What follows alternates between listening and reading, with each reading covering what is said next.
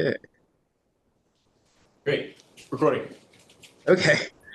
All right. So we've done a little introduction so far, and right now we're diving into just a brief account of the Platonic dialectic, which is really the Socratic Platonic dialectic.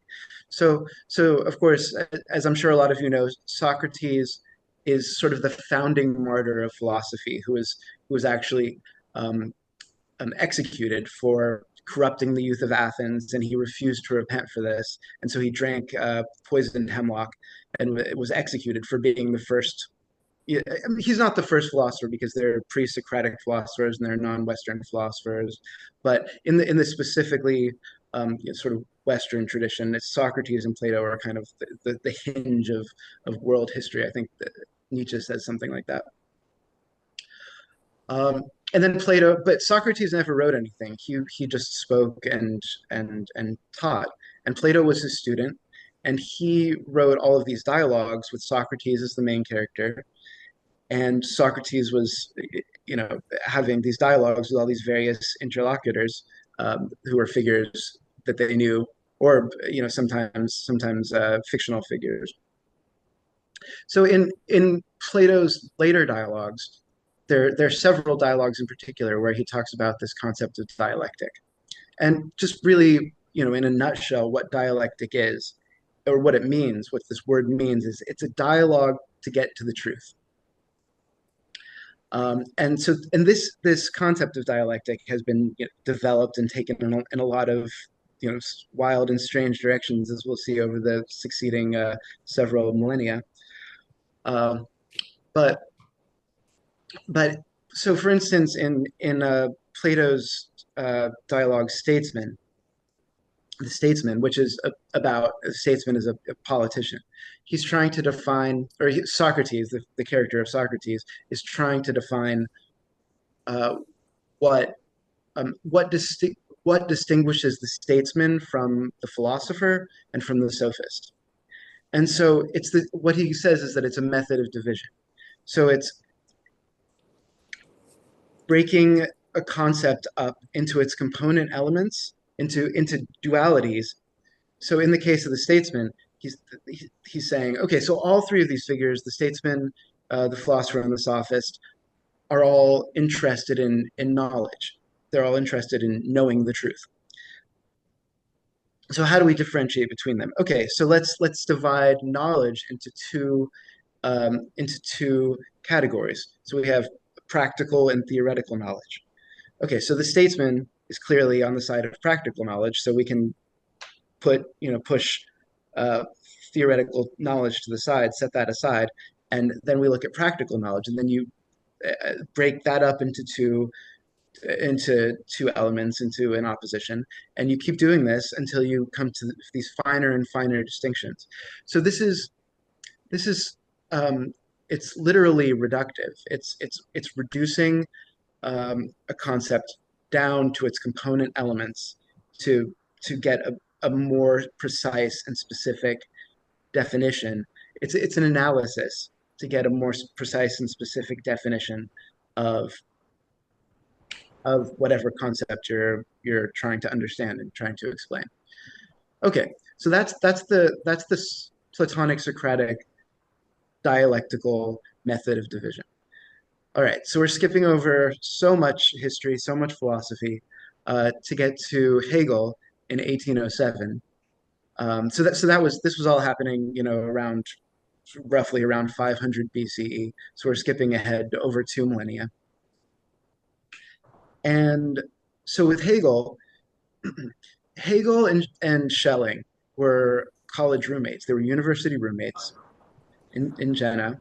And so they, they were both students when Kant was the dominant figure in German philosophy. Just absolutely, you know, brilliant, dominant. Just his texts are just the paradigm of difficulty and brilliance in philosophy. He's sort of the peak of. I mean, I'm sure some of you have had a chance to read him. That's sort of the peak of modern philosophy, with maybe Descartes, Rene Descartes in France as the initiator of modern philosophy. But in the wake of Kant in Germany, you have Fichte, who's sort of seen as a bridge between Kant and Schelling and Hegel. And so Schelling and Hegel, they were roommates, and there was actually a third member of their group, Friedrich Hölderlin, who was the most influential and famous poet of that generation. So these three guys, these three buddies, were just extremely influential in the succeeding century in Germany. But Schelling, even though he was 5 years younger than Hegel, he was much more precocious. So he started writing his great works in his 20s. So he wrote the System of Transcendental Idealism when he was in his late 20s.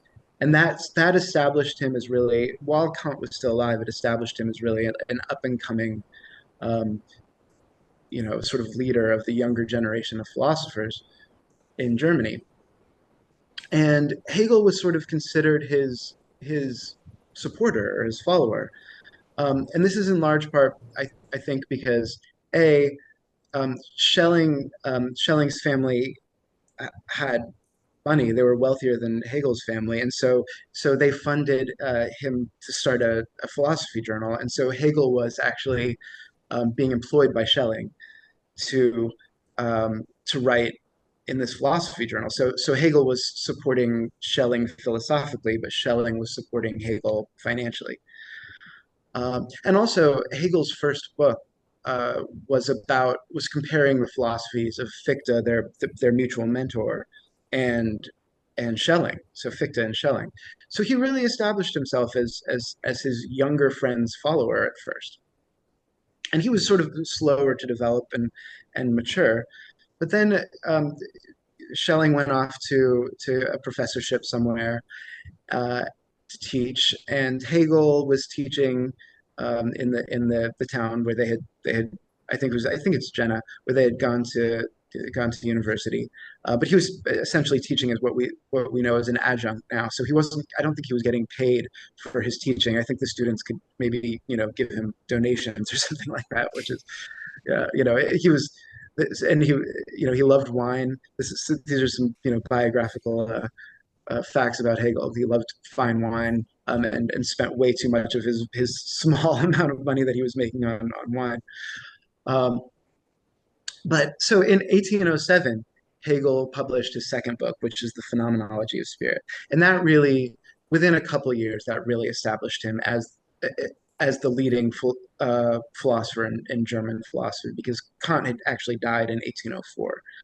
And so he was considered to have surpassed Schelling. Um, and Schelling was unhappy about this, and specifically, there's this one passage in the Phenomenology of Spirit where Hegel doesn't explicitly name Schelling, but he sort of gives this like subtle implicit critique of one of Schelling's concepts, and it's the passage where he says something about the night where all cows are black, which I'm sure you'll encounter it if you read the preface to the Phenomenology of Spirit. Um, but uh, but this was and Schelling wrote Hegel a letter about it, and he asked him, and Hegel sort of said, "Oh well, I wasn't criticizing you. I was criticizing your followers who are providing an oversimplified and reductive version of your philosophy." But there's a lot of debate about whether we should believe him, and effectively he was critiquing Schelling.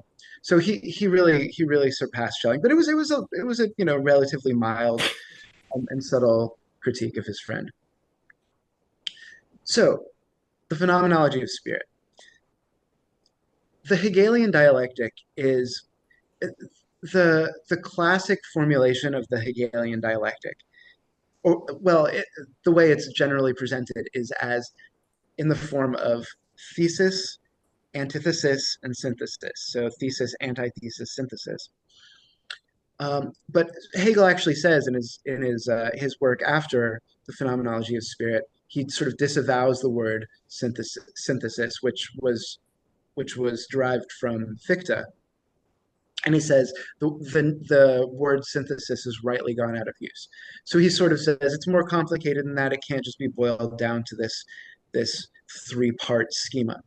But in effect, what we're looking at, I mean, it's sort of a good heuristic until you get deeper into the Hegelian dialectic. But what we're looking at is there's something that's initially posited, and then that thing becomes other than itself, and it goes outside of itself. And those two entities, the thesis and the antithesis, exist in tension until a reconciling third emerges out of that tension. So this can be operative in a lot of different domains across scale. For the phenomenology of spirit, the primary order of attention is consciousness. But it can also relate to social movements, political movements, movements in philosophy, and even sexual reproduction. So, but for instance, just to give one instance of the way this, it's a figural movement. It's almost like a geometrical figure that you can impose, or well, this is where we start getting into potential critiques of Hegel, but where you can sort of um, discover this three-part movement in all processes of becoming. And this is what Hegel says is that, and he says in The Science of Logic that the dialectic is the one and only true method. So just to give one example, you have the undifferentiated consciousness of the infant. The infant isn't conscious of itself. It's only we don't really know exactly what infants are conscious of, but we can surmise that they're conscious of um, impressions, sensations, and perhaps imaginal images and things of that nature. But it's through the mirroring with the mother, father, or caregiver that that they can begin to see themselves through the other's eyes. And so it's almost like the psyche of the infant splits into two parts, because there's the part that's that's considered the self before any reflection, and then there's the other voice, the other self that observes or witnesses that self. So for instance, maybe we want to have one more cookie, but and this undifferentiated part of us that we just identify with ourself, or with our desires or our will, wants another cookie or wants to stay up late. Um, but then this other part of us, um, and this is just one function of that self-othering process, the becoming other. That other part of us says, well, no, I don't want that cookie because I don't want the sugar, or I don't want to stay up late because I have class at 8 a.m. or something like that. So so this is how we can be divided. We can be in conflict with ourselves. We can be torn. And so Hegel looks at this self-othering, specifically in relation to consciousness, and what he sees is that in all of these domains where he finds this simple undifferentiated unity that becomes other than itself and then exists in tension with itself, and it negates itself. It's a negation, and then out of this negation, it the word he uses is sublation. So a sublation is both the negation and the emergence of a novel, unified um, identity, a third entity that's on a more expansive level than the two entities that it reconciles. So that's the Hegelian dialectic in a nutshell. And Hegel spent the rest of his life, um, teasing out nuances of this. I mean, I don't know if anyone understands everything that Hegel wrote. Um, the part that I discuss is the preface to the Phenomenology of Spirit, which is actually, it's difficult, but it's actually very clear. The rest of the Phenomenology of Spirit can be quite a bit more opaque. I mean, it's one of those ones that you're going to want to, come back to multiple times, and you'll get new things out of it every time. But Hegel was really dominant in the 19th century. So he was deeply influential on on Karl Marx, and he was deeply influential on a lot of different great philosophers. And then especially starting with Schelling, and then with Nietzsche and also Kierkegaard, but then especially in the 20th century, he sort of became this monumental figure that everyone was reacting against and was critiquing and rejecting and trying to go beyond, because this mode of thought was so dominant in the 19th century. So Schelling, after the Phenomenology of Spirit, he published one more book, and this is the only other book he published in his lifetime, which is it's a shorter book called On the Essence of Human Freedom, which some people think is his great work, including Heidegger, the 20th century German philosopher. I think it's great, but I think his best work was decades later, in what are called the Berlin Lectures that he gave in the 1840s. So Hegel died in 1831, and then eventually they wanted to get someone to fill his professorship, which was the most prestigious professorship in all of Germany in Berlin. And so they called up his old friend and friendly rival Schelling to get him to fill this role. And so Schelling came and gave these three series of lectures, which have been published, but they actually weren't published for a long time after the 1840s. I think the primary one that we'll be looking at is it's called the introduction, the historical critical introduction to the philosophy of mythology, which is a mouthful. But I believe that one was published in German in the 70s. Um, and then it was only translated into English in the last couple decades. So I think Schelling scholars are still sort of taking account of this work. I mean, these were lectures that he gave, but presumably they were written lectures that he read, so they were composed. And so the first one is the grounding of positive philosophy. The second one is the introduction to philosophy of mythology, and then there's a third one that we won't discuss. Um, and so I think that even though Schelling was surpassed by Hegel in the early 19th century, um, this impelled him, three and a half decades later, to to articulate a way to go beyond Hegel, but also to extend Hegel. I mean, so he sort of intermittently appreciates Hegel, even as he harshly critiques him. And that's one of the things that I talk about in the book, that I criticize Schelling for not engaging with Hegel's ideas, or at least not publicly criticizing him, in the 30 or so years between when Hegel published the Phenomenology of Spirit and Hegel died in 1831. So Schelling waited until he was in his 60s in the 1840s to really come after Hegel.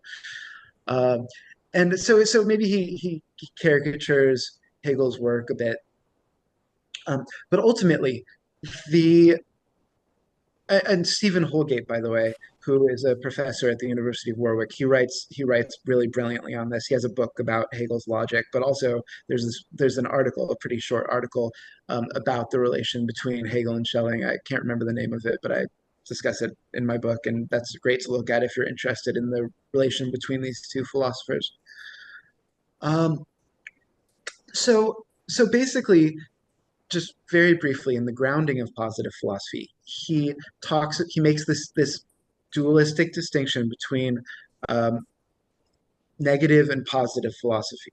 And so negative philosophy is basically what we were talking about with the Socratic Platonic dialectic. It's analytic, it reduces things down to their constituent elements, um, and it's skeptical and it's critical. Um, and so, but it can also be affectively negative, affective in the sense of feelings, uh, but not just emotions, but also bodily feelings, sensations, intuition, intimation, those sorts of things. which of course, well, Spinoza brought attention to those domains in the wake of Descartes in the 17th century, to attention to affect.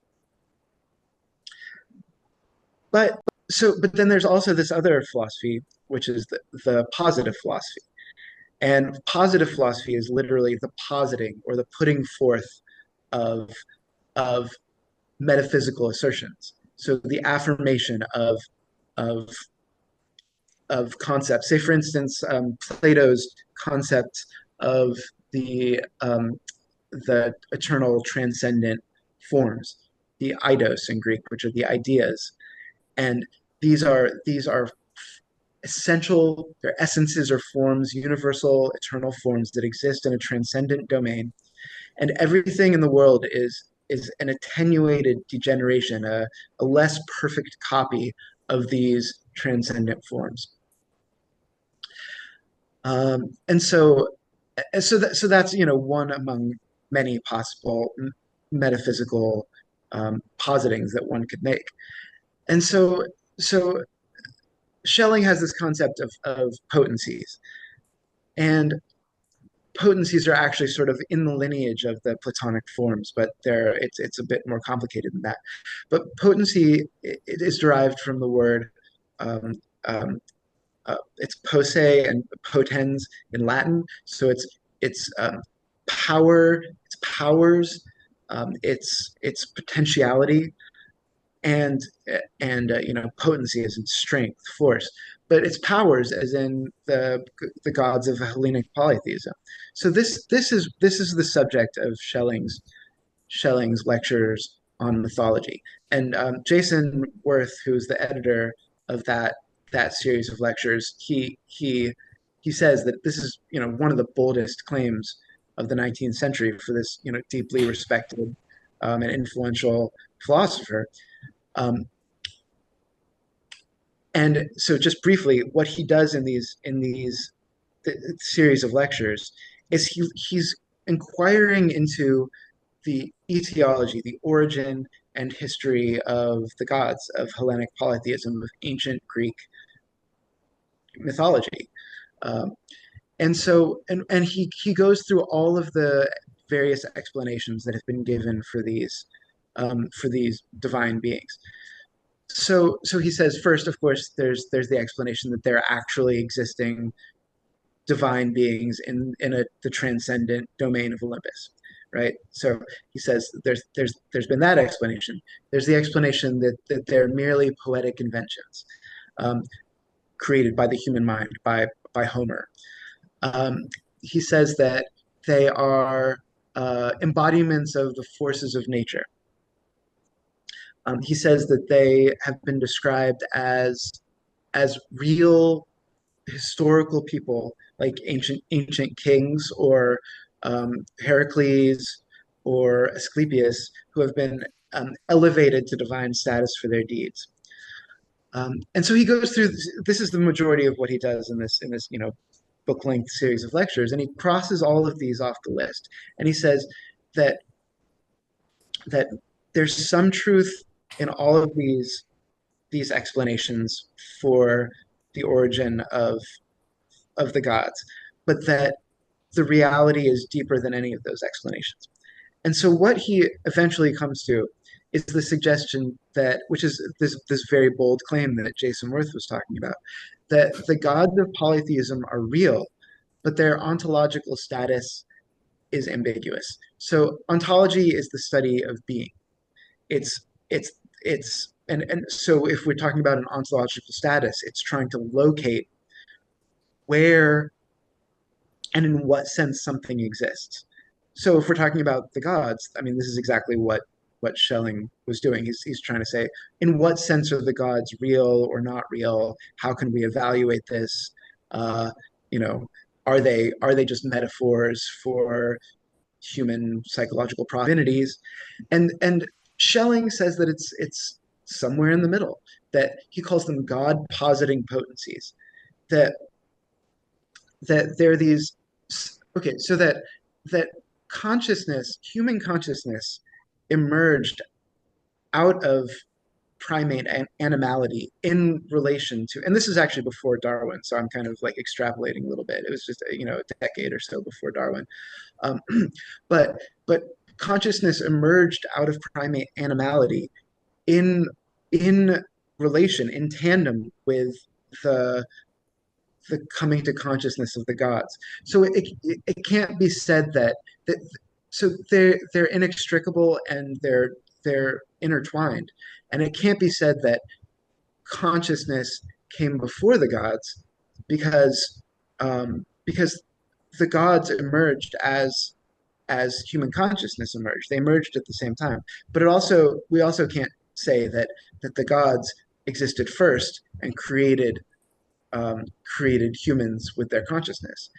We don't know exactly uh, how this all happened, but Schelling's idea is that they emerged coextensively, and we there's no it's undecidable. There's no way to tell um, which one emerged first, and so we can think of them as emerging simultaneously, and they're inextricably intertwined. Okay, so that's Schelling and Hegel, and now we can move on to Nietzsche in 1872. He, also German. All three of these guys are German philosophers.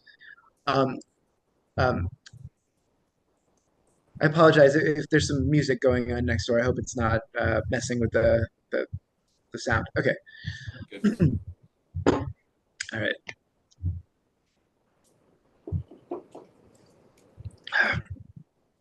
Okay, so Nietzsche in The Birth of Tragedy in 1872. It's his first work that he also wrote at a very young age when he was in his late 20s. Which these some of these guys are very precocious. Schelling and Nietzsche were very precocious. Hegel published the Phenomenology of Spirit when he was more like 40, so you have plenty of time. Don't worry about it. Um, but so what Nietzsche does is he looks at these two concepts of the Apollonian and the Dionysian, and these are based on the two gods, Apollo and Dionysus, the two Greek gods. And so the way he presents these figures is not always completely accurate to the way the gods were presented in ancient Greece. Um, but but they were also multivalent, and they were expressed in very different ways over the centuries and millennia of Greek mythology, of the development of Greek mythology. But what he's after is a psychological understanding of these two um, divine figures, basically. And what's really interesting to note is that so later in his career, Nietzsche said a lot of things and he was very inconsistent. So later in his career, he said that this first book smells offensively Hegelian.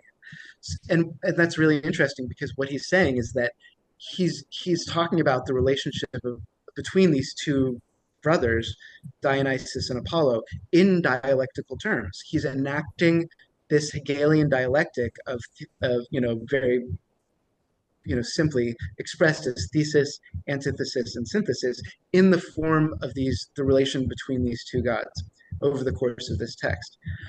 But he also says near the end of his life that it's a remarkable book, and it's his first revaluation of all values. So he was very hard on himself, but he also recognized that there was a lot of greatness in this book. Um, and then of course Nietzsche. This was that he actually said that. I think it was just literally a few months before he went insane in 1891. I think it was right around there.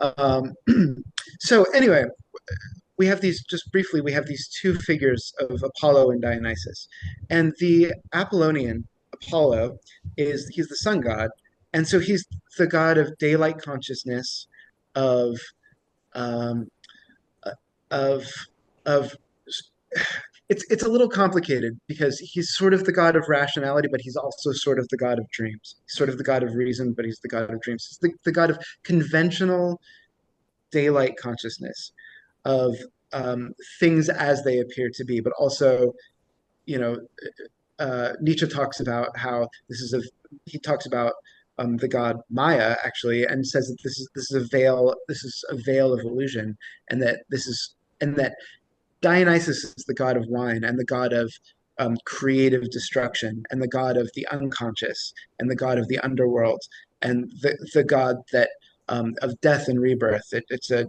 destruction and transformation.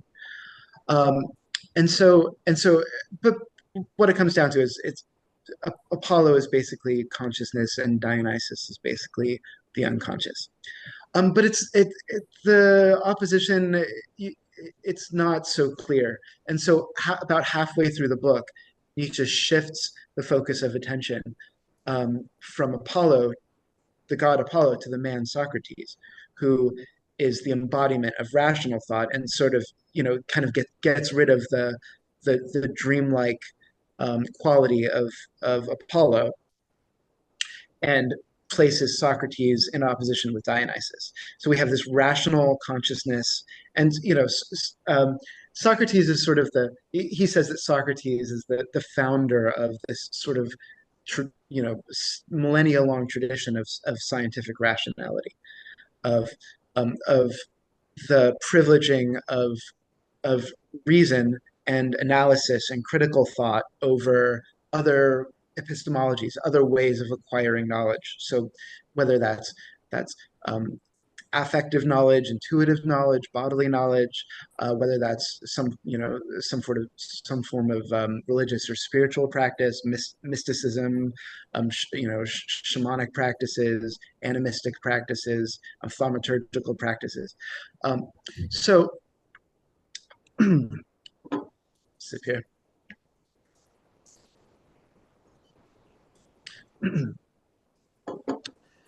So basically, he talks about how in ancient Greek tragedy, ancient Greek dramatic art, that Dionysus.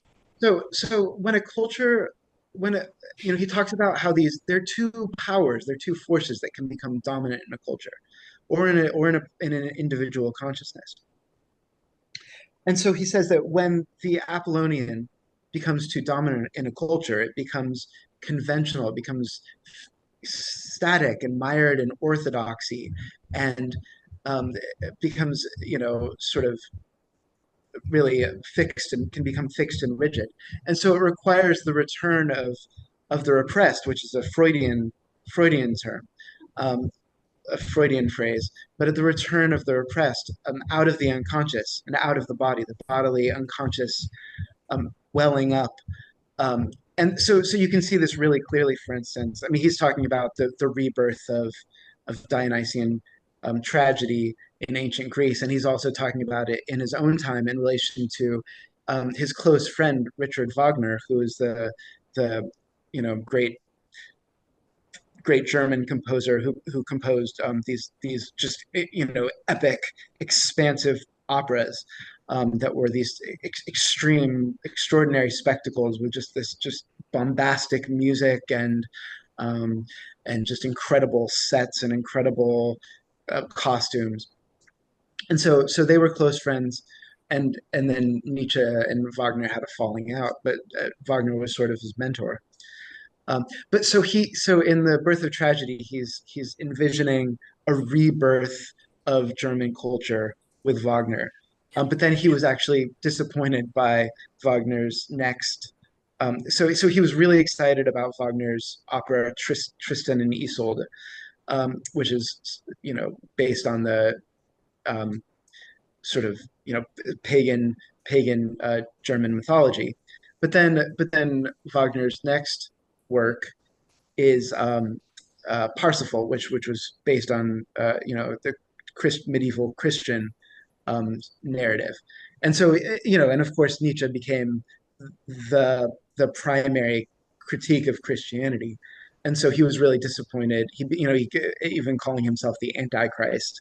uh, in his later years, and so he was really disappointed with Parsifal, which is this Wagner's tragedy. But at this time, he was thinking that there was going to be this magnificent reconciliation of of you know Apollonian and Dionysian art in Germany in the near future. And I was going to say that you can see this in the 1960s, that that um, that decade can really be described in Dionysian terms. So it's sex, drugs, and rock and roll. It's the emergence of the body and the imaginal, and but also violence and destruction. So that's sort of the two sides of that Dionysian coin. Um, but so anyway, at the end of the birth of tragedy, he brings Apollo back, and so he's talking about Socrates when he's actually in jail, in prison, waiting to be executed. And so he says that this is the first time in Socrates' life that we know of that he actually recognized the importance and efficacy of music, because he was actually always really dismissive of music because he was a rationalist. He was purely focused on rationality and wanted to privilege that over all other forms of art and knowledge. But at this moment, at the end of his life, he composes a hymn to Apollo. So and Nietzsche calls him the music making Socrates. So it's a reconciliation of these two figures, because Dionysus is associated with music, and and so he, by composing this song for Apollo, he's praising the Apollonian in a Dionysian song form. So that's sort of like the enactment of the Hegelian dialectic in mythical terms. Okay, so this really sets the stage for Deleuze, who if I had to pick one philosopher who's my favorite, it's probably him. And he's probably uh, the most influential philosopher currently um, in the continental tradition, um, not not generally in philosophy departments, but rather more generally in the humanities. So in English departments and sociology departments and art history departments. Um, he's become extremely influential. Um, Whereas, of course, you guys probably know that analytic philosophy is pretty dominant in the U.S. and the U.K. And analytic philosophy is much more rationalist and much more based on logical analysis and things of that nature. Whereas continental philosophy is often, I mean, it's often more literary and poetic, and it often pushes against the exclusive privileging of rationalism. If I had to think of one quality that defines continental philosophy, that would be it. That it's trying to overturn this dominance of rationality. Not to say that rationality and reason are not valid and useful, but just that one that reason is one mode of knowing the world among other equally valid modes of relation.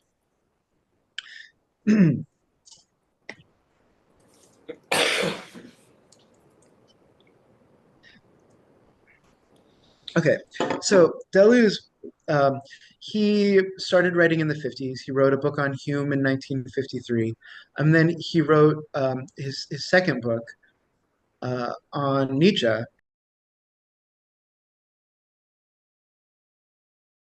1962, which is called Nietzsche and Philosophy, which is a great book.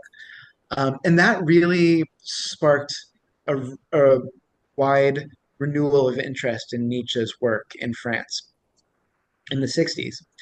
And then after that, he wrote books on, so Deleuze's three, Todd May calls it his trinity of favorite philosophers, or the philosophers that were most influential on him, are Spinoza, Nietzsche, and Henri Bergson, who was a French philosopher who won the Nobel Prize in the early 20th century.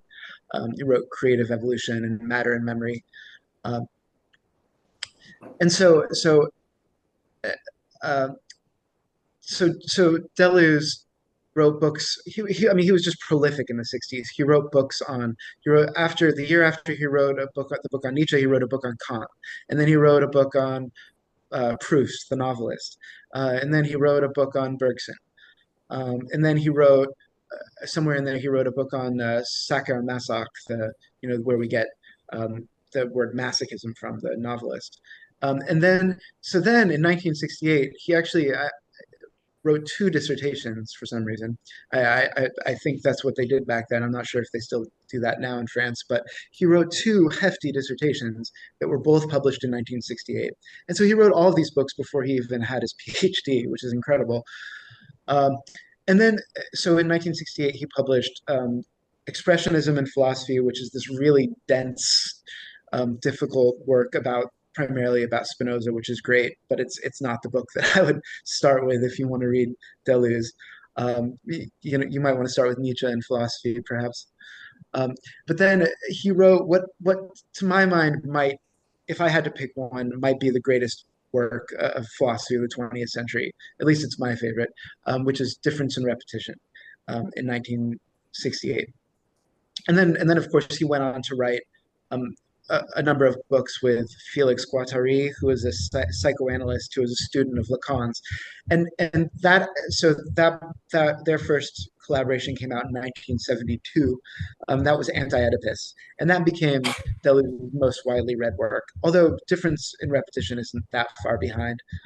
And then A Thousand Plateaus is another collaboration between the two of them. And he passed in 1995. So difference in repetition is extremely dense, extremely difficult. Um, but basically, uh, just to briefly sum it up, he harshly critiques Hegel, and I think ultimately his critique of Hegel is correct, but I think he goes a little too far. And he actually says that there was this almost titanic father complex in relation to Hegel. So in the 1960s in France. So all of these great French thinkers, so Deleuze, but also Derrida, Jacques Derrida, um, Foucault, um, and a number of others. They were all really rebelling against Hegel and critiquing Hegel. And so basically what he says, if you go back to the Hegelian dialectic, and he says that everything can be explained by this reconciliation of conflicting opposites.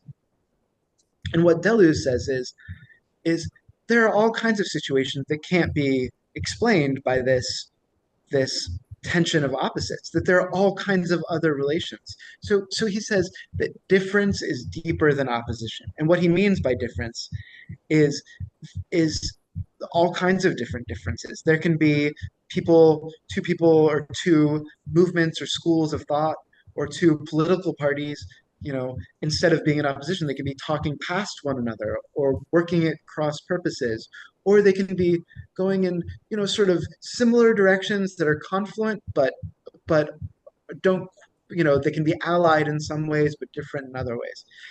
And he also says so he figures this relationality of different entities, whether they're within an individual psyche or within a movement or within a culture. He figures it in a geometrical way.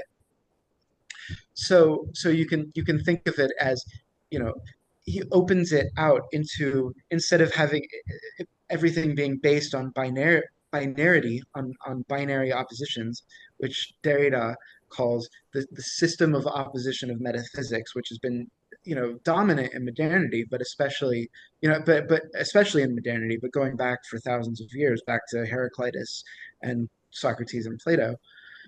Um, and we're expanding. I mean, so this has been, it seems like this very sort of abstract and dry thing. But then you think about the fact that it's been so fundamental to the way our culture, you know, Western culture has thought about itself and about knowledge and about reality for thousands of years. That and this gets into the Trinity. That Hegel was deeply influenced by the Trinity of the Father, Son, and the Holy Spirit. Um, and and so what Deleuze is saying is that we can expand this this way of figuring problematic differences into a larger, more expansive, more topologically and geometrically complex multiplicity. And he also says that where Hegel suggests that uh, that these oppositions always ultimately result in the reconciliation of opposites and a return to perfect wholeness and oneness. Deleuze points out that that's just not true. Like all oppositions don't eventually lead to everyone agreeing about everything. I mean, look at in a political polarization. It doesn't really look very likely that left and right are going to come to perfect harmony and agreement anytime soon. Um, and so that's his critique of Hegel in essence. And then so what he does is from Schelling and Nietzsche, he takes this idea of potencies and including the potencies that are are describable as the gods of Hellenic polytheism, and and looks at how he constructs something that extrapolating from Deleuze, I call a mythical dialectic. And it's from this one passage in Difference and Repetition where he says, he's talking about Plato, and he's talking about how Plato is a precursor to Nietzsche's concept of the eternal return. And this is the mythical dialectic is the eternal return. And um, he says that this this mode of thought that Plato is getting at, it integrates myth into the dialectic. So that's a quote. It integrates myth into the dialectic. And so he says that Plato doesn't get all the way to the eternal return. And even Nietzsche never fully expressed the eternal return. He planned on writing a work about the eternal return uh, that he was never able to write because he went insane. So he only talks about the eternal return a few times in his work, and he defines it mostly negatively by what it would supplant and come after. But that really cleared space for Deleuze to come along and to offer a more fully realized um, and worked out theory of the eternal return. And so, what basically, I mean, this is, this book is incredibly complex, and I didn't really even understand it very well until I had read it a couple times. Um, but what he's saying is actually deeply in resonance with depth psychology, and particularly I think with Jung, with C.G. Jung, who it hasn't actually uh, been acknowledged that much in Deleuze studies that Jung was I mean that Jung was pretty influential on Deleuze, and Deleuze actually talks about Jung or his concepts in I think it's like 9 or 10 different texts. And this is something that's sort of been not really mentioned that much, although in the last few years, there have been a few books, including mine, and there's a collection of of essays edited by Roderick Mayne from the UK called Deleuze, Jung, and the Problematic Whole that looks at that resonances between them and Jung's influence on Deleuze. But basically, what it comes down to is that if you're thinking psychologically, um, so instead of just having the self and this observer self, or this these two selves in tension, these two voices, these two you know voices, Deleuze wants to expand the image of the psyche into containing the multiplicity of potencies that are figured as that are figured in the form of mythology, in the form of the mythological gods. And so James Hillman, who I write about in the book, who's Jung's, I think, primary successor within psychology, he says that um, mythology was a psychology for antiquity, and psychology is a mythology for modernity, for the modern era.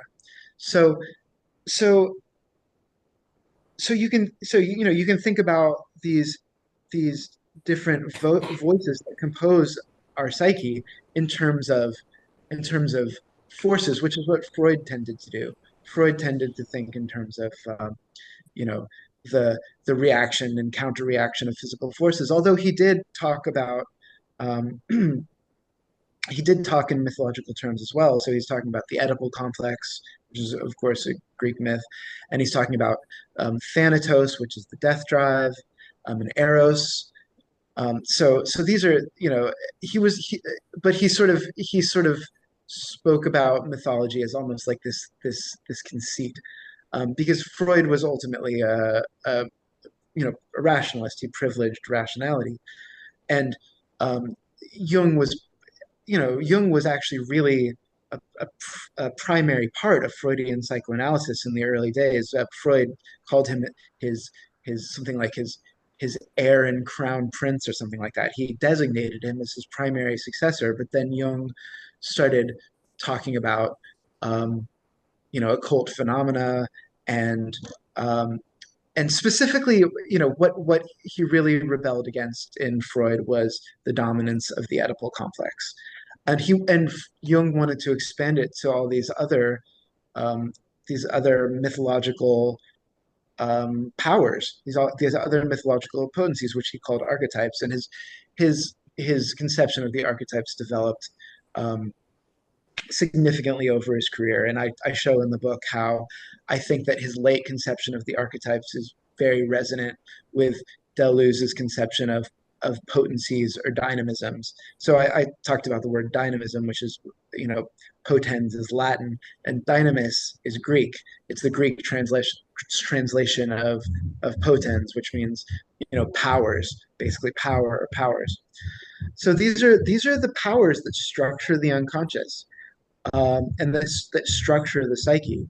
And we have this we think of ourselves as this unified um, individual, but the whole point of depth psychology and of a lot of continental philosophy that's been influenced by depth psychology, both Freudian and Lacanian and Jungian, is that um, below this threshold of conscious awareness, where we think of ourselves as this unified individual um, agent, we have all of these different drives and conflicting desires and conflicting um, affective emotions, and intimations and voices.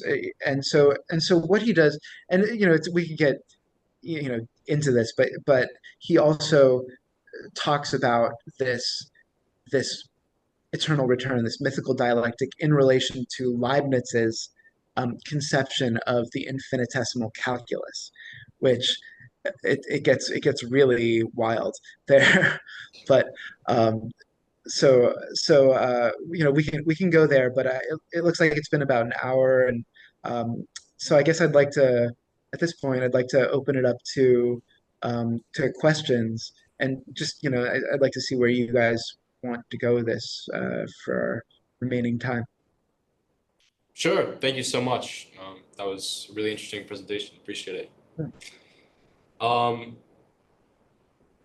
yeah, so you mentioned uh, at one point in the talk, as well as briefly in the introduction to the book, that you feel like Deleuze's attack on Hegel was somewhat justified, but that he missed something about negation and what negation says about the world or concept creation. So I was wondering if you could expand on that and say what Deleuze was actually missing about what negation is. Right.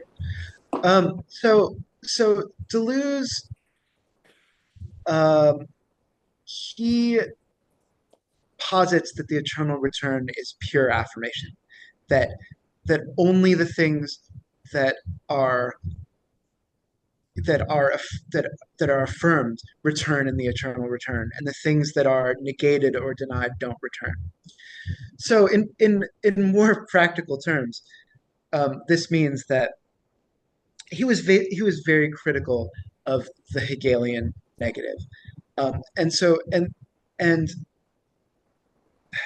so what this gets into is that is that Deleuze was the two things that he was really critical of in his career were Hegel and specifically that the Hegelian negative is dominant, and the Oedipal complex with Guattari. So what I do in the book is I show that based on this massive biography, it's a dual biography of Deleuze and Guattari by Francois Das, um, that Deleuze had a very Oedipal relation with his father. And you know his older brother Georges, his parents really privileged his brother Georges over Deleuze, and his brother died heroically fighting the Nazis, and they always thought that Deleuze was the mediocre son. And his father was actually um, like a right wing anti Semite, and he says which is diametrically opposed with Deleuze's views, which are extremely progressive views, and he says so I even talk in the book about how it doesn't seem to be an accident necessarily that I'm 55% Jewish, so I always like to say that before I talk about Jewishness. But his two of his three favorite philosophers, Spinoza and Bergson, were Jewish, and then the two novelists that he wrote books about, Proust and Kafka, were Jewish, and then his third favorite philosopher, Nietzsche, um, ultimate well he initially flirted with anti-Semitism, but then ultimately rejected it. So it's extremely complicated, but basically what I suggest is that Deleuze, the thing that impelled him to produce the era defining, the epical critique of the Oedipal complex and also of the Hegelian dialectic, because the Oedipal complex, he says explicitly several times, he and Guattari do, that the Oedipal complex, which is, mother, father, child, mommy, daddy, me, is an enactment of the Hegelian dialectic in familial terms, in relational terms. That, that out of the opposites of male and female is produced a third entity of the child. And but this Oedipal relation distinctly Oedipal relation he has with his father allowed him to produce an overcoming of the Oedipal dialectic. And you know, Deleuze affirms he affirms so many different things, so many um, metaphysical concepts. Um, it's just if you read Difference and Repetition, it's you could read this thing for a lifetime. I mean, there are just so many great concepts, and it just goes into the nature of time and the nature of reality and the nature of the psyche and the nature of society, and it's just so profound. But the one thing he does is it's what it comes down to is that he affirms all of the potencies, all of the gods, and he talks about the gods a lot in Difference and Repetition. He says that that the god of love and the god of anger are required in order to have an idea. And he talks specifically about Schelling actually, and he says that Schelling's consideration of powers of these divine potencies is his most important philosophical contribution. But the one thing he rejects and negates is the negative itself. And so it's this paradoxical operation where he's negating the Hegelian negative.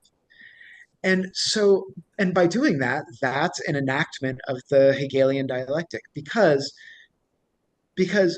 it's this is the critique that Hegelians and Deleuzians are still getting mad at each other all the time on the internet and fighting about this. Um, and this is the critique. This is the sort of the way that Deleuzians make fun of Hegelians, is that they just like to reduce everything back to the dialectic, and they say, "Oh, if you disagree with me, you're just you're just negating me, and that proves that the dialectic is valid because you're opposing me, and then eventually we're going to come to this reconciliation." Um, and so what I suggest is that this one aspect of Deleuze's work where he negates Hegel is proof of the partial limited validity of the Hegelian dialectic.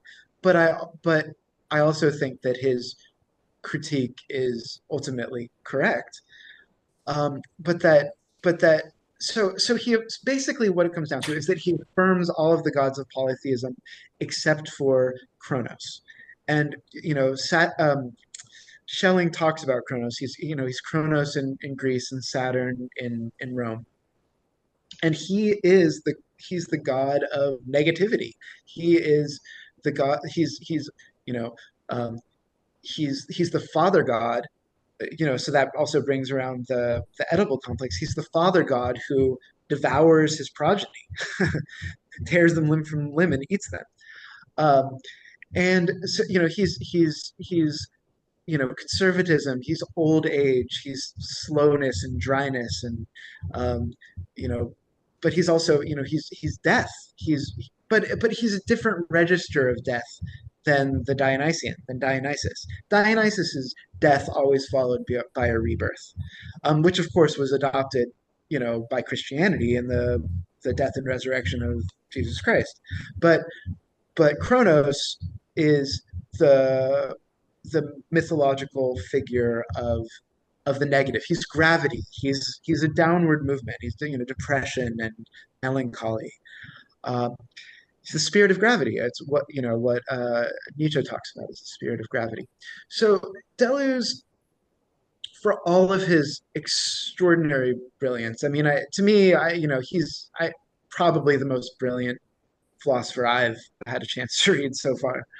I mean, there's a lot of other really brilliant ones as well, and so I say this with only love for him, but I think he he goes a little too far because he's repressing the negative, and so he's trying to escape the negative by negating the negative. Hmm. Um, you can't escape the negative. That's the paradox, is that you can't escape the negative as long as you're trying to escape the negative. And he even acknowledges this later, like in the 70s, um, in one piece. I mean, he acknowledges in a lot of different ways, actually. But in one piece, he says, whenever someone puts an objection to me, I just say, okay, let's just go on to something else. Let's move on. So it's like it's almost sidestepping the opposition. And so he really showed the way beyond the Hegelian negative by uh, by paradoxically sort of enacting the Hegelian negative. So it's this very complex paradoxical situation. But so I see Hegel as an opening from the so I have friends who are analytic philosophers, and I think there is some good analytic philosophy. I'm not totally against analytic philosophy. I think it's really good at defining things very carefully and coming up with logical arguments and things like that. But the vast majority of analytic philosophy constructs truth as a logical combat between two opponents or two schools of thought. It's like debate club, you know? And so, whoever has the stronger argument and who can defeat their adversary proves their truth against the other's falsity. And so, what Hegel's great contribution to my mind is to say that to provide an opening beyond that it's the what Aristotle calls the tertium non datur. So it's the law of the excluded middle. It's like either or. One if one wins, the other has to lose. Um, but Hegel is saying that's not really true. And so all of the theorists that I talk about in this book are basically talking about ways to go beyond this construction of um, the way we get to the truth is by the disqualification and defeat of falsity by by truth, as this binary hierarchical, one above and one below opposition, which is really resonant with all of the constitutive binaries of modernity. So, it's um, God and the devil. It's the transcendent and immanent. It's heaven and earth. Um, it's male and female. It's black and white. It's gay and straight. It's uh, you know northern and southern. It's all of those social hierarchical binaries that we're been trying to deconstruct for the last half century or so, since the 1960s. Um, so, uh, but so whereas Derrida is he's I talk about in the book how I agree with Jean-Francois Lyotard that Derrida and Deleuze are the two primary geniuses of that um, period of French philosophy that really began in the 1960s. We call it postmodernism, but I think that's a little bit of a problematic term because they didn't call themselves postmodern, and actually some of them were very critical of postmodernism or of postmodernity as an era or a so it's Isabel Stengers, who's I'm actually writing a book about her right now. It's my next book that I'm working on. She has this great passage where she talks about how French onlookers to American discussions about postmodernism are really sort of bemused about this idea that you can put Derrida, Deleuze, Foucault, Lacan, and all these other great thinkers into this one box called postmodernism because they all disagreed with each other about a lot of things, and they're a very diverse cast of characters. I mean, they have some similarities in the sense that they all emerged at the same generation, the same era, and they were from the same country. So, and they were all mostly thinking in relation to the same influences. So there were a lot of them were really influenced by Nietzsche, especially, and then by Freud and Marx. There are a lot of them were thinking in relation to Freud and Marx, and then most of them were really reacting against Hegel. Um, so yeah, what else? Any questions, Fen? You really put me on the spot. Wait, No, I didn't mean to put you on the Alice spot. has a You have time. question. I need to just muse like a little bit longer, but I can feel some things boiling up. Sure. Yeah, here's a question from someone who had to Nicholas who had to leave early. So he sent me some questions he wanted to ask. Sure. Um,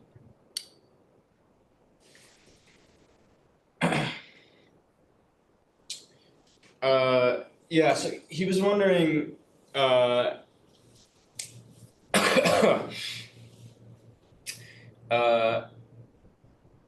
he was wondering how the relationships between the formation of immanent, affective, biographical complexes and the metaphysics which allows for their formation can be thought, and how we can understand biographies without reducing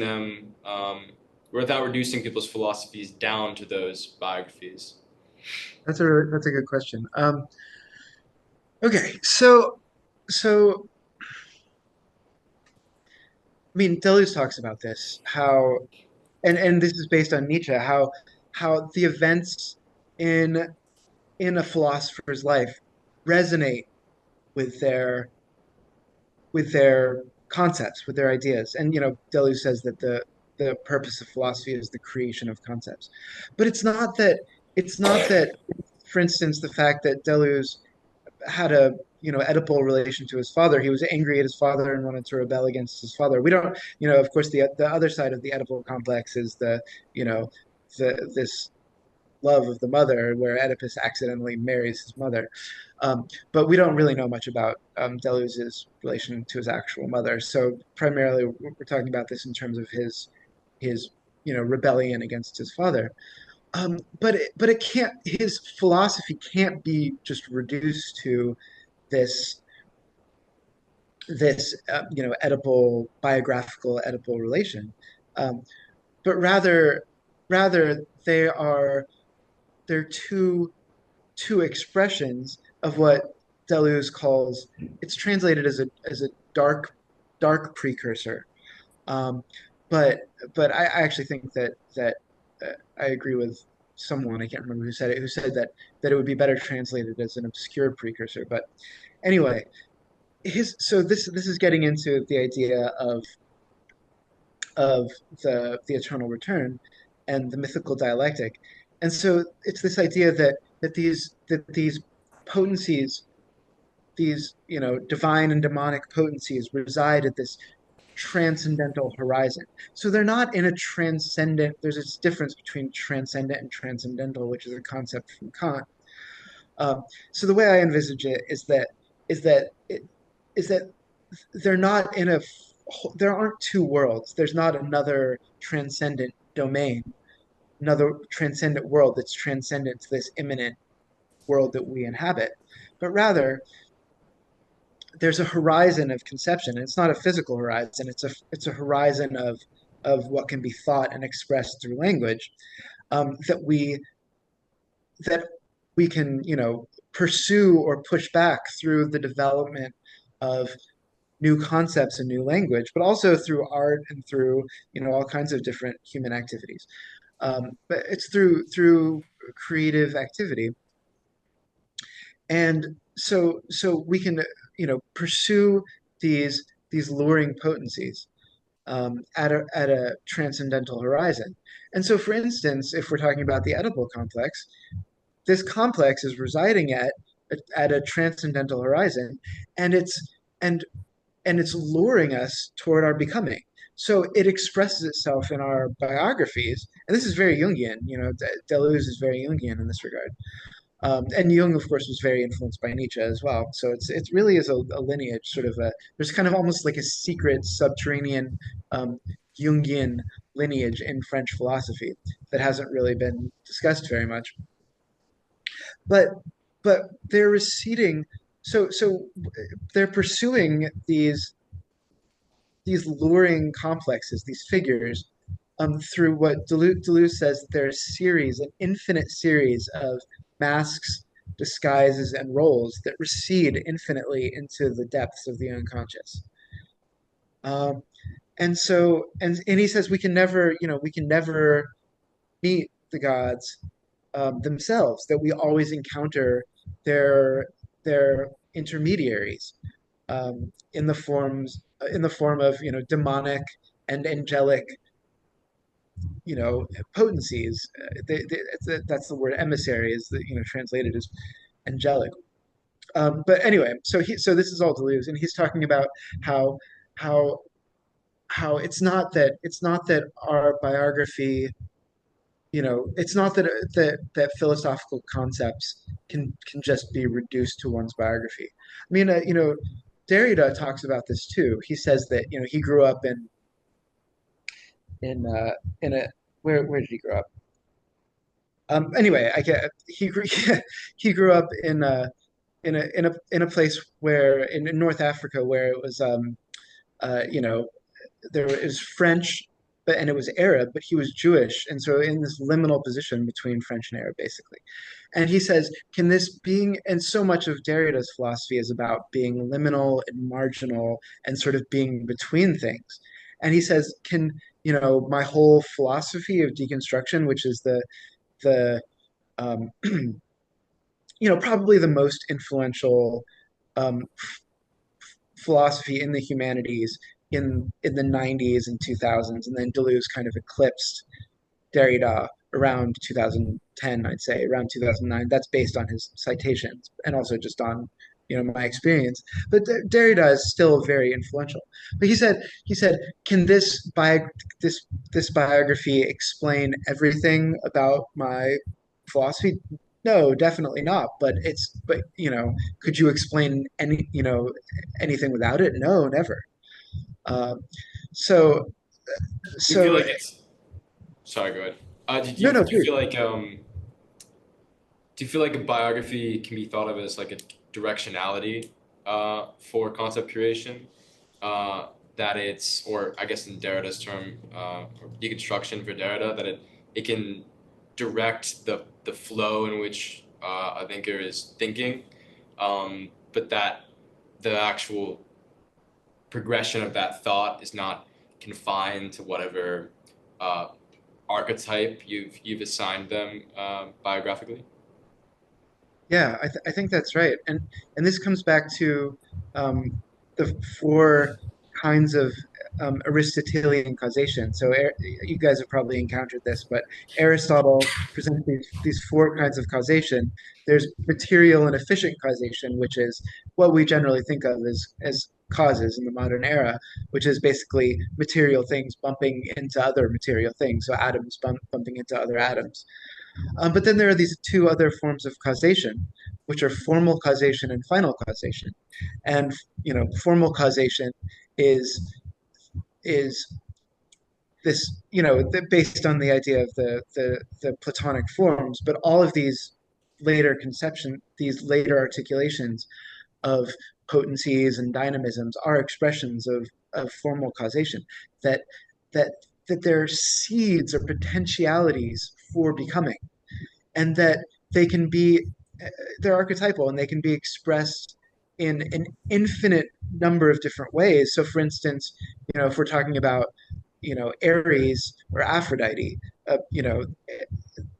this martial energy of Aries can be expressed as violence, as he's the god of war, of course, but it can be expressed as anger, expressed as violence. It can be expressed as um, you know directed physical activity, so exercise, or in sports. It can be expressed as penetrating insight, or it can be expressed sexually in actual penetration. Um, and then there are so many different ways that these divine figures can be expressed. Um, and so what Jung says, and Deleuze sort of picks up on this in various ways, is that is that these figures, when they come into relationality, they create complexes, and a complex is the relationship between two or more you know, formal potentialities. Um, and but final causation, the other kind of causation, is that it's it's it's teleology. So the telos is it's the end, lure, or purpose for the becoming of a process. So these archetypal potencies are both, it's sort of like, Aristotle uses the figure of the acorn and the oak tree, that the acorn is the the formal cause. This is a figure, it's not physically a formal cause, but it's sort of to be able to imagine it. Um, that the acorn is the formal cause, and the final oak tree is the the final cause. But the form in the specific contours of the oak tree aren't determined in advance, that it has to go through the whole process of its becoming to be worked out in its totality. And so, and this gets back to Spinoza, that this, I think this is often misunderstood, that Spinoza is a determinist, but he says that the will is determined. Our will is determined, and our will is composed of the affects, and the affects are how we feel, and the affects go back to these divine potencies, and this is sort of an extrapolation from Spinoza by means of Leibniz and Nietzsche and Deleuze and Schelling. But basically, the affective feelings, the bodily feelings, are so those are determined, but we can choose how we specifically express those feelings. So for instance, with um, you know, with, you know, the god of anger, the god of war, we can express that in a negative, destructive way, as just punching someone in the face, or we can express that in a positive way by going for a run or going and lifting weights or um, you know uh, protesting for some political cause or something along those lines, or focusing really intensely on some project. So, and that's why Deleuze says that that the things that are affirmed return in the eternal return. Those are the things that actually create something new in reality. They create novelty in reality, whereas the things that are negative and opposed, so they're destructive, or it's a little bit complicated because Deleuze sort of valorizes creative destruction, but he says that the things that negate other things and are merely against other, a criticism that merely says no to another person's concept, that doesn't return in the eternal return. So, for instance, if we have the Oedipal complex, the typical Oedipal rebellion of a teenager against their parents, against their father, that almost everyone goes through that, and Deleuze went through that. But that doesn't create anything new in the world. What creates something new in the world is you move past that negative expression of the Oedipal complex, and Deleuze takes this overwhelmingly potent, powerful Oedipal complex that he experienced and turned it into one of the greatest works of philosophy of the 20th century, with Guattari. So it's the motivating and impelling force of becoming. And we can, Spinoza calls this, we have a determinism of the will in terms of the formal causation, but we have a freedom of mind.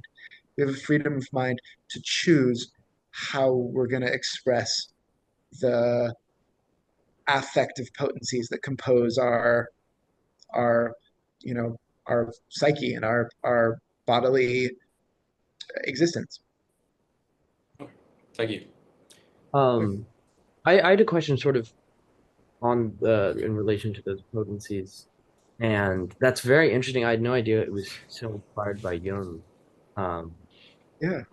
so insofar as Jung saw the potencies or dynamisms as these sort of archetypes, the unconscious, as if I'm having I haven't read Jung, but and so the domain by which these archetypes, personalities, deities, potencies touch all humanity in particularly different ways, but have a legacy for all of humanity and appear psychologically as something that everyone experiences. And he lodges that within the unconscious. My first sort of preliminary question would be, how much does Deleuze agree with it? Like, does he think it resides within the unconscious, or is it something different? And then my other question about the potencies is, insofar as Deleuze is also a critique of identity, if he's critiquing negation, he's also critiquing identity because you have to negate the things that aren't part of the identity. And because the potencies require some sort of signifier, or I guess they don't require, but we attribute them to these gods and certain qualities. How does Deleuze not run into the problems of identities? Like, how is difference the medium by which the potencies are described? And what is the difference between that and difference as a metaphysics that's like not just human, that is a metaphysics of the world in general? Hmm. Yeah, those are great questions. So the first question, which is uh, the how much Deleuze agreed with the the theory of the archetypes. So Jung's conception of the archetypes developed and evolved significantly over like his 5 or 6 decades of writing, and he always said that he discovered the archetypes. He was a physician, a psychologist, not a philosopher, and so he discovered the archetypes empirically in the dreams and free associations and active imagination of the technique of active imagination of his patients. so so you know Deleuze affirmatively uses the word archetype in Proust and Signs, which was published in 1966, I think. So he uses the word archetype there. But then with Guattari in, I think it's in A Thousand Plateaus, which was published in the 80s, they critique Deleuze's conception of the archetypes. And I think what they're specifically critiquing is Jung's Jung's earlier conception of the archetypes, which Jung was always kind of ambivalent and ambiguous about the definition of the archetypes. Um, and he admitted this. I mean, he said that he was a pioneer thinker and that it was a first step, you know, to sort of think in terms of formal causation. But they critique Deleuze and Guattari critique Jung's conception of the archetypes. Um, but I think that what they do, the thing about Deleuze and both with and without Guattari is that he changes his concepts in almost every work. And sometimes, he develops them in different ways, but he's just always introducing new concepts to get and new words to get at the same, and this at the same trajectory of ideas. And so I think that he, he can be thought of as a partially critical heir to Jung, and in the same way as James Hillman, who actually the school Pacifica Graduate Institute, which is I think pretty near you guys. I think it's near is it near Santa Barbara maybe? Anyway, um, it's that's based on the work of James Hillman. That school is founded on the work of James Hillman, who is Jung's, uh, to me his primary successor. And so I think both Deleuze and Guattari and Hillman really refine and extend Jung's theory of the archetypes. Um, but but what Deleuze is describing in difference and repetition is Jung's most mature, I think most philosophically sophisticated conception of the archetypes, at their most complex valence. So basically it's complicated, but I think that they certainly don't. Deleuze and Guattari certainly don't assert archetypes as these you know fixed static categories that everything can be crammed into. But Jung also says that he constantly runs into this misconception about the archetypes that they're these just sort of pre-existing categories, when actually there are these so there's these dynamic nodes or clusters or axes of signification, um, that naturally cohere when you're looking at not only dreams um, or imaginal you know uh, imaginal articulations, but also literature and cinema and these kinds of things. So there's that I think that it, it doesn't really matter. I mean, these are just words to describe things that they're constructively eliciting from reality. This is the concept of constructivism, which is really, I think Deleuze and Guattari really pioneered, and then Isabel Stengers to me is kind of the the ultimate figure of constructivism. Um, but that they're potentialities and constraints for becoming, that they're not these fixed categories that things can be crammed into. And then I forgot what the other question was. Yeah, I was just sort of curious about. I've read a limited amount of Deleuze, just like some of what is philosophy, and Uh, I never I'm just not familiar with the Jungian side of it, and I was just wondering how this sort of deeply psychological understanding of these, as you like, nodes, I thought that was a good word, these sort of clouds of these sort of human behavior relate to his philosophy as it pertains to deprivileging the human and just thinking of the world in general as sets of relations.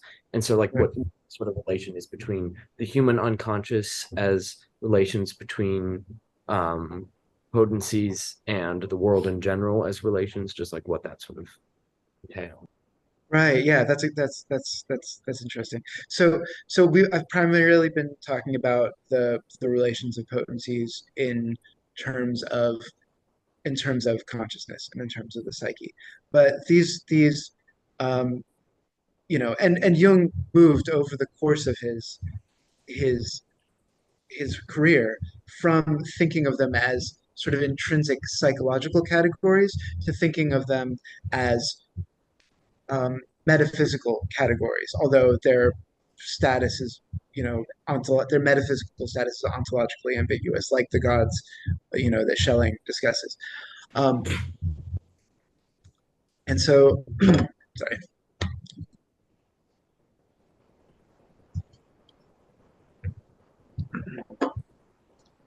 So you know, so this can be extended beyond the psychic relationality of psychological relationality of different voices to it can be expanded to politics, um, and to the relations between different movements, different artistic or philosophical movements. But one thing that actually both Deleuze and Guattari and Hillman talk a lot about is how is the resonances between the psychic multiplicity and the multiplicity of interests in a culture, in a society. And so they say that the ego is resonant, especially in modernity as it's constructed as privileging reason and rationality over these other modes of relation, these other epistemological modes. They say that it's resonant with a totalitarian dictator. Um, and it's not that the ego can be completely destroyed and overcome because ego is consciousness.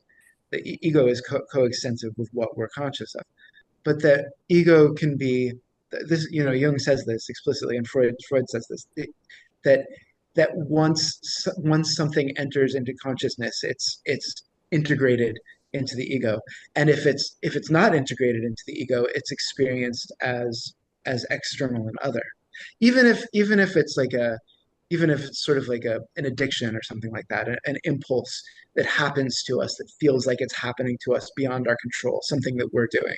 So you know, if drink addiction to food or drugs or whatever it is, um, so it's something that's happening externally, uh, and so, but sort of what Hillman talks about, especially, and I think this is really with both Deleuze and Guattari, is that we have to overthrow the totalitarian dictator of um, the ego in order to situate the ego in a more pluralist and democratic multiplicity of agential dynamisms. So to allow to understand that this ego that I think of as myself, as my conscious sense of myself, is inhabiting this body along with a bunch of other voices. And you can that's what schizoanalysis is in Deleuze and Guattari. It's schizophrenia is it can often manifest as the actual hearing of voices, which is something that it goes back way before schizophrenia was even a concept. coined like over 100 years ago. But it goes back to uh, you know people hearing the voices of the gods and people hearing um, you know people having spirits speaking to them and things of that nature. These are constructions of this psychological multiplicity. And so what you know this is associated with the Dionysian. It's this. They call it it's ego death. But but Hillman talks about this in Suicide and the Soul, that that that often this urge towards suicide is the problem is that it's literalized. It's an urge toward the need to kill the totalitarian ego, but people take this literally, and so they literally kill themselves, which is a tragedy.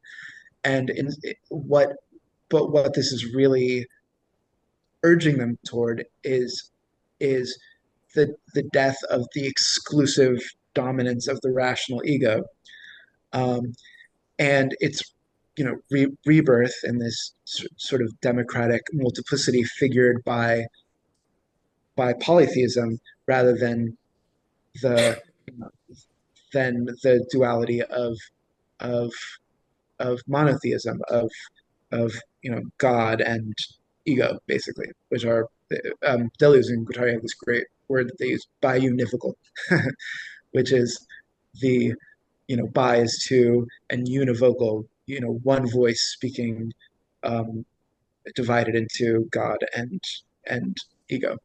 So I hope that answers your question. And I feel like you could also consider like individuation on a non-human scale, in that the powers of some consolidating impulse or formal or final cause are operating at the same time as the actual moments of whatever entity, like plant or animal or whatever it is, are actually uh, uh, engaging. All of these proclivities that they have are engaging at the same time as they have whatever consolidating principle. So Right. Yeah, yeah, it's a constant negotiation of these disparate forces and powers, these different, their instincts, their urges, their forces of nature, their, um, their trajectories of becoming, but they're often multiple and complex and constantly shifting in relation to one another. So yeah, I think it's a good insight. um, I guess yeah, we'll probably like wrap up around 7. Yeah, 7. that sounds Okay, perfect. cool. Yeah. Or I guess 10 for you. Sorry. Yeah, um, yeah, I'm good. Uh, yeah, so you mentioned truth a few times in regards to like the dialectic. I know that there's a section in your book on pragmatism, and Hmm. there's neo-pragmatists like Richard Rorty, who are very anti-truth. They think it's worthless, that it has no utility. I read a couple articles on Deleuze's understanding of truth, and I've read some excerpts from Difference and Repetition. With his understanding of truth as kind of the Nietzschean tradition, like as a progression of falsity. Similar, I guess, to the models being broken again and again. But then later on in What is Philosophy, he seems to be even less even less eager to hold on to that kind of negative understanding of truth, and seems to want to supplant it with what's interesting. Um, Right. Yeah. but I don't know. To me, I feel that it's fairly anthropocentric to reject to either reject truth as a like Rorty, because it's not useful, in the same sense that it's anthropocentric to think that we have this absolute hold on truth. Mm. I don't know if you're familiar with any of Francois L'Oreal's work. A little bit, Um, yeah. I know Taylor Adkins, who's translated, I think, a couple of his books. But I yeah, I've only like looked at his work a little okay. bit. Yeah, I don't I'm not but that. I really like his understanding of truth as both the as like this ultimate condition or a last instance that whatever thoughts we're having, whatever philosophies we're coming up with, that uh, there is a constant state of things that is with that process of thinking, and that is essentially what he constitutes as truth. Hmm. That there is that truth is indifferent to him, to what we think, and that I think feeds into to uh, your description of Deleuze in terms of like the mythological dialectic, and that there's always this kind of mythological element as we consolidate the world under concepts.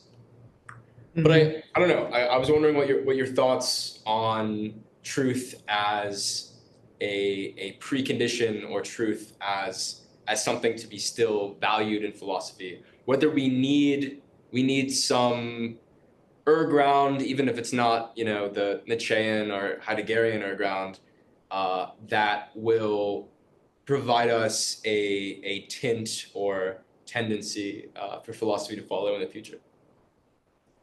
Great.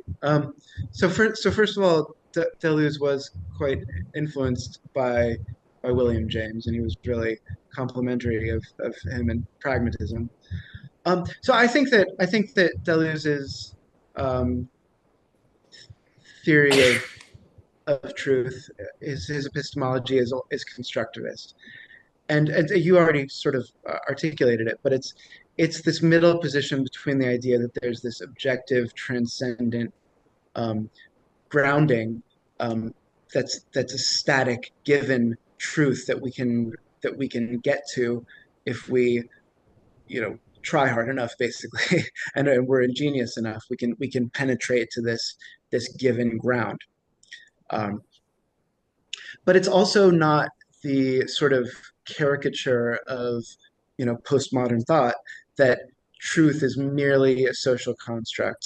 It's I haven't read a lot of Rorty, but that does seem to be, that's my impression of his work, is that truth is basically whatever the community agrees that it is, and that truth is socially constructed through power relations and negotiations, of, different, institutional structures and things like that. So this is the primary thread that runs through all of Isabel Stenger's work. So this is she's, to me, is the ultimate theorist of constructivism.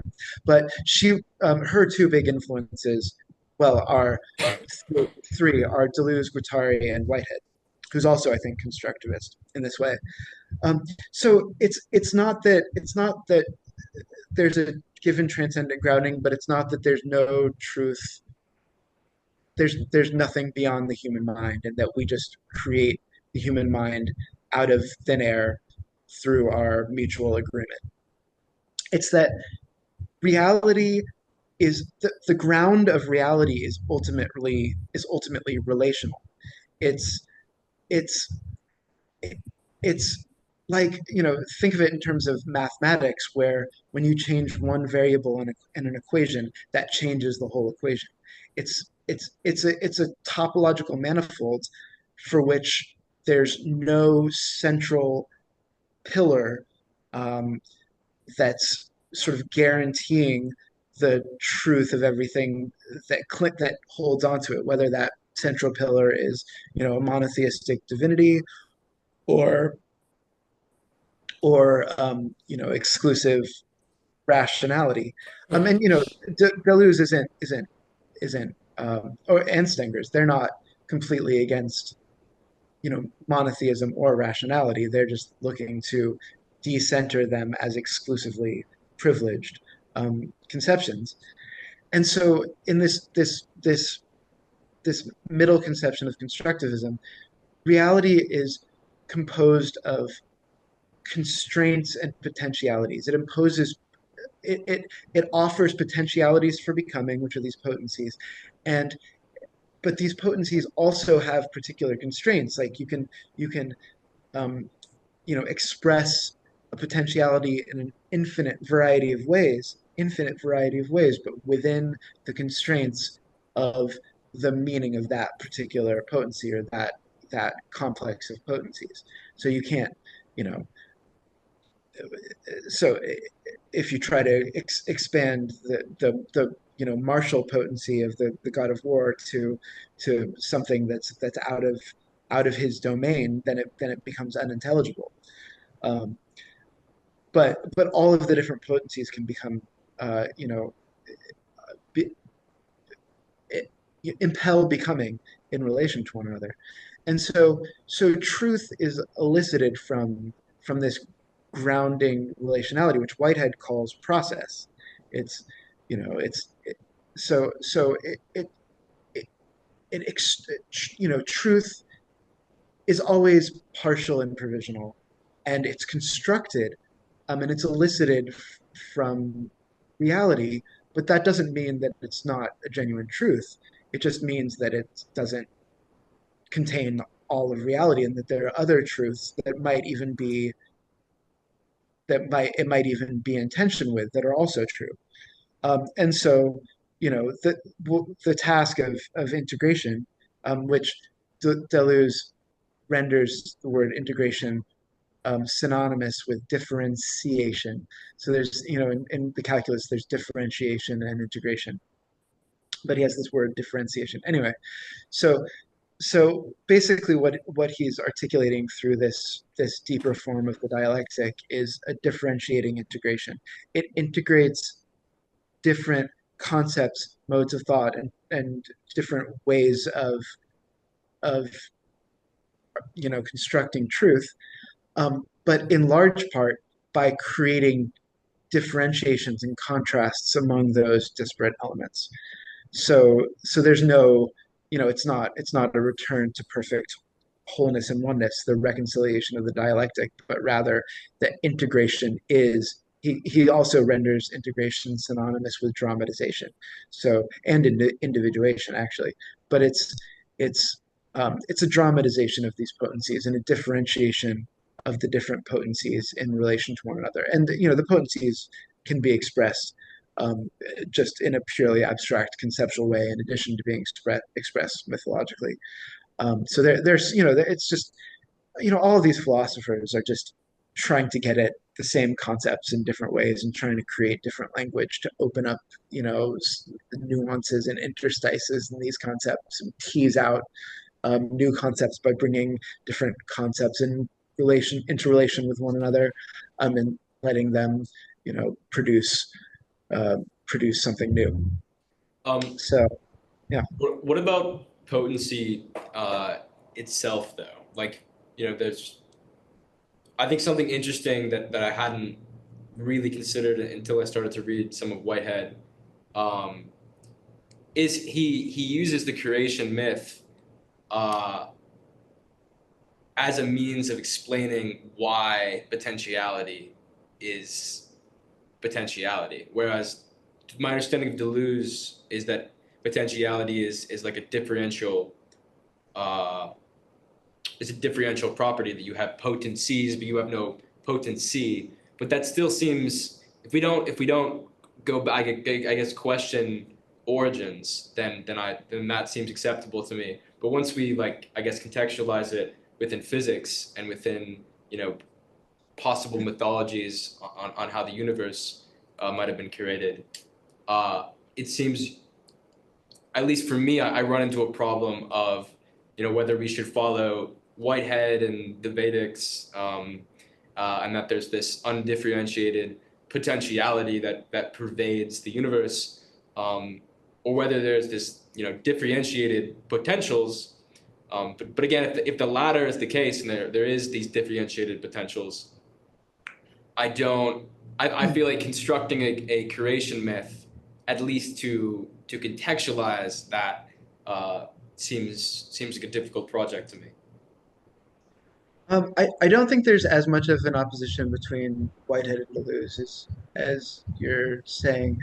I mean, you know, so Deleuze in Difference and Repetition has a couple pages on process and reality, and he says that you know that Process and Reality is one of the greatest books of modern philosophy. For for Whitehead, the foundation of reality is the relations of prehensions, and so prehensions are is felt relationality, and that everything emerges out of this felt relationality, which is it's a differential relationality. So I actually don't think there's as much of an opposition there. Um, but it just what you were talking about, it reminded me of in Difference and Repetition how Deleuze says that the potencies are they recede infinitely to these the obscure precursor that we can never encounter. But it's their actors wearing masks and disguises. But the stage itself isn't given either. The stage itself is composed. It's composed of the relationality of the actors. And so, he has this word multiplicity, and actually that's a translation of the French word multiplicité, which is the word for Riemannian manifolds. And so, manifolds are what we're talking about. It's these, it's topological relations. You can they can be deformed in many ways and are in a certain number of dimensions. Um, but so they're like geometrical objects, but how you can change those and and morph those in relation to each other. I mean, I think I think there are some things to critique Whitehead about. For instance, his emphasis on monotheism. I think he could really benefit from um, Deleuze and Jung and Hillman and even Stenger's emphasis of polytheism and also of animism. Um, the spirits of nature, which Guattari talks quite a bit about in his later work, and then Stengers has this great essay reclaiming animism that's really brilliant. She also talks about some about polytheism. So and so Stengers has one of her two magnum opuses is Thinking with Whitehead. So I think she's a great successor to Whitehead, and she serves to kind of you know deepen. I mean, it'd be hard to really deepen Whitehead, but complicate some of his ideas and bring them more into resonance with the French tradition. There's this really great essay which I'll just mention, and we should probably wrap up. But there's this Sure. really great essay that she wrote called Beyond Conversation, and it's in Beyond what? uh, Beyond Conversation, and it's in a collection edited by Catherine Keller, um, called Process and Difference, and it's about the relation between Deleuze and Whitehead, or roughly about the relation between Deleuze and Whitehead. And yeah, she really it's just a great essay about how Whitehead could really benefit from the French inclination for despising reconciliation, despising easy answers, and but Whitehead is sort of she expresses Whitehead as as as undertaking the most complex valence of the adventure of hope and reason. Um, and sort of these hope and reason are kind of they're sort of um, the French tradition that Deleuze is coming out of, especially influenced by Nietzsche, is sort of suspicious of this. So, but even though Deleuze was very influenced by Whitehead, and he wrote about him, he wrote a chapter about him again in The Fold, which is his book on Leibniz from the '80s. So, anyway, this is I talk about this a lot in the book, and we could go on and on, but Sure. this Well, has been a Thank you so thank you much. so much. Wonderful. I yeah. really appreciated your talk today, and answering all of our questions. Absolutely. Well, thank you so much for having me, Daniel, and it was nice to meet you, Fenris, and anyone else who's is still there. This is really, really enjoyable. Great. Thank you so much. Have a good night. Yeah, you too. Bye, guys. Wow.